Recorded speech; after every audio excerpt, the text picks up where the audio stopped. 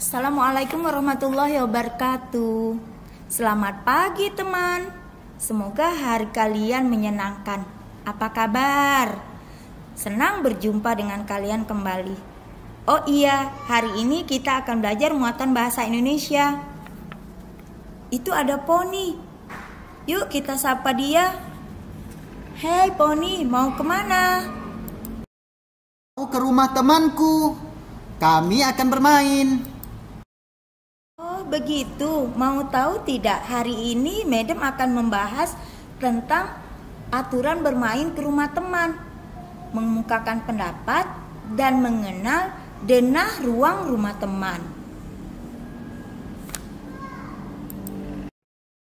Oh iya, sangat menyenangkan. Oke, selamat belajar ya Zahra. Terima kasih Poni. Oh iya teman-teman, mari kita mulai pembelajaran hari ini dengan membaca basmalah ya. Bismillahirrahmanirrahim. Bismillahirrahmanirrahim. Assalamualaikum warahmatullahi wabarakatuh. Apa kabar anak-anak yang soleh dan soleha? Semoga kalian selalu dalam keadaan sehat dan tetap punya semangat belajar yang tinggi. Oke anak-anak, hari ini kita akan belajar muatan bahasa Indonesia, yaitu tentang mengenal denah sederhana rumah teman. Oke, untuk apa sih kita ke rumah teman? Nah, untuk apa kita ke rumah teman? Yang pasti ada dua, untuk bersilaturahmi, bermain, dan belajar. Oke, nah yang kita bahas kali ini adalah bermain. Nah, sebelum kita masuk ke denah rumah teman, kita akan belajar dulu tentang aturan bermain di rumah teman. Nah, bagaimana aturannya? Pertama, mengetuk pintu dan mengucapkan salam ketika datang ke rumah teman. Harus ya anak-anak, tidak hanya di rumah teman, rumah kita sendiri juga ketika kita masuk harus ucapkan salam, supaya tidak ada yang mengiringi langkah kita masuk ke rumah kita, yaitu syaitan. Kedua, tidak membuang sampah sembarangan yang merugikan orang lain. Ingat, membuang sampah tidak hanya merugikan orang lain, tapi merugikan diri kita sendiri juga. Oke. Ketiga, saling berbagi dan meminjamkan mainan pada teman. Keempat, membatasi waktu bermain.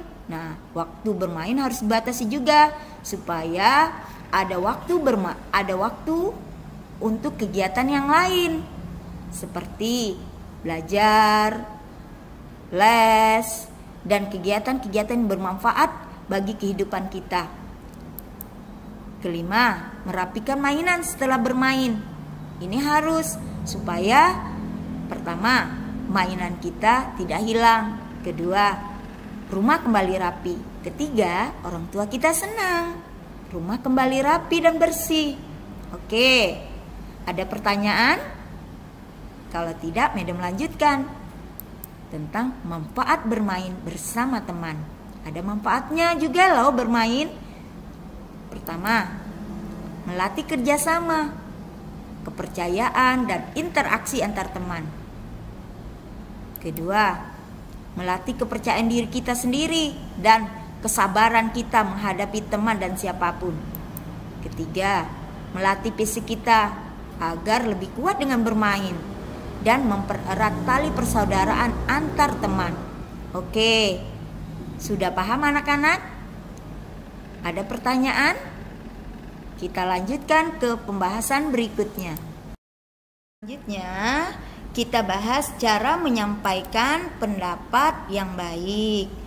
Dalam kegiatan apapun, bahkan bermain, kita akan berpikir atau berpendapat atau berargumen apakah permainan itu bermanfaat atau tidak bagi kita. Nah, cara menyampaikan pendapat yang baik itu sangat penting anak-anak. Karena untuk meyakinkan bahwa pendapatmu benar atau tindakanmu benar, caranya yang harus kamu lakukan dengan baik, yaitu jangan terburu-buru, atur sesuai ritme yang sesuai dengan dirimu. Jangan juga terbata-bata apalagi dengan nada tinggi. Ingat, emosi saat menyampaikan pendapat akan memberikan efek negatif jika tidak benar. Nah, selain itu, terbawa emosi juga akan membuat orang lain merasa tidak nyaman. Nah, demikian anak-anak, kalau kita mengeluarkan pendapat atau menyampaikan pendapat, agar pendapat kita itu bisa diterima dengan nyaman oleh yang mendengarnya. Nah, sekarang kalimat pembuka yang dapat digunakan yaitu menurut pendapatku, bla bla bla. Kedua, menurut atau berdasarkan pandanganku. Nah, anak-anak, demikian tentang cara menyampaikan pendapat yang baik. Sekarang kita akan bahas yang berikutnya, yaitu lanjut dengan contoh menulis pendapat berdasarkan gambar. Nah, di sini Madam akan memberikan 2 gambar ya. Tolong diperhatikan. Gambar pertama, ada 3 anak mengendarai sepeda motor. Nah, menurut kalian baik atau tidak? Nah, Madam contohkan di sini mengeluarkan pendapatnya seperti ini. Pendapatku, perbuatan mereka tidak baik untuk ditiru karena mereka bisa mencelakakan orang lain dan bahkan diri mereka sendiri. Nah, contoh yang kedua, seorang anak mengendarai sepeda dengan memakai helm. Nah, pendapatmu bagaimana? Nah, pendapatku, memakai helm ketika mengendarai sepeda sangat baik untuk menjaga keselamatan diri. Oke, anak-anak, Madam berharap kalian mengerti apa yang Madam jelaskan. Sekarang kita lanjutkan ke pembahasan berikutnya. Sekarang kita masuk ke pembahasan mengenal denah sederhana rumah teman. Di sini ada contoh gambar denah rumah teman. Nah, kita ambil contoh rumah Yusuf. Nah, di sini kalian harus menceritakan ruangan apa saja yang terdapat di rumah Yusuf. Oke. Kita ceritakan ya. Hari Sabtu aku bermain ke rumah Yusuf, temanku. Kami bermain di halaman rumahnya. Halaman rumah Yusuf cukup luas. Kami dapat bermain dengan bebas. Rumah Yusuf cukup besar. Paling depan ruang tamu. Setelah ruang tamu ada ruang keluarga dan ruang makan. Paling belakang ruang rumah Yusuf adalah dapur. Kamar tidurnya ada 2. Juga ada kamar mandi. Samping teras ada ruang garasi mobil. Sangat senang sekali bermain di rumah Yusuf. Oke anak-anak? Harap kalian mengerti dan memahami apa yang Madam jelaskan. Jika belum paham, silakan kalian lihat video ini berulang-ulang sampai kalian mengerti pembelajaran hari ini. Oke. Kita tutup pembelajaran hari ini dengan membaca hamdalah alhamdulillahi rabbil alamin. Hai Pus, ada latihan yang diberikan Madam hari ini. Ayo menulis, kerjakan ya. Dan juga teman-teman di rumah, tulis yang rapi ya.